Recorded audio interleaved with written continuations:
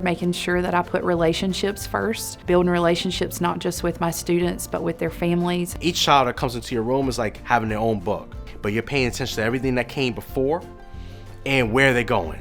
And that's what the great work of cultivating change makers is all about. You take care of the relationships, your culture comes around, you turn your classroom into a family. That should be number one priority. It's going to take all of us, and it's going to take a lot of collaboration and a lot of probably uncomfortable conversations. The urgency of our profession right now is in dealing with difficult conversations. I think sometimes we're hesitant to approach a subject because we don't feel like we know everything about it. We have that rare chance to open their eyes to other perspectives. To model what it's like to grow. They're learning the content along the way, but kind of slowing down and thinking about what are the life skills that we're practicing. I want to meet students where they're at. I want to be more than just a math teacher to them, and I'm still able to incorporate the standards into this, but being intentional about how mathematics can be used outside the classroom. Really, the influence of a teacher isn't the debate of big ideals, it's those small moments of connection that we build with students. You learn how to teach by teaching,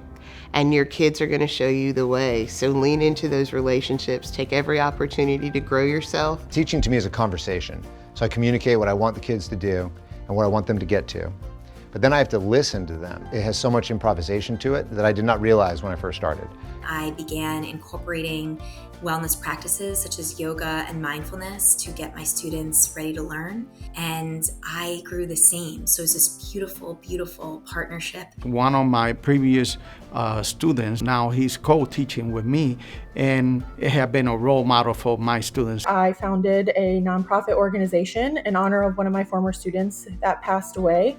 So I'm able to still work with high school girls of color, and it's a way for me to still engage with them, help them to learn more about who they are in the world and how they can make a positive impact in their community. I've been shifting away from a number grade, instead encouraging students to think about what are the skills that I need to attain in this class, understanding the growth that's needed, setting goals. We have built a culture of respect and trust where everyone is welcome and no one is ridiculed, even with mistakes is made a big deal. You realize it's more about the relationships that you're building with the kids and the guidance that you're giving them than it is about any information. Every interaction matters because every interaction could be the one they talk about for the rest of their lives.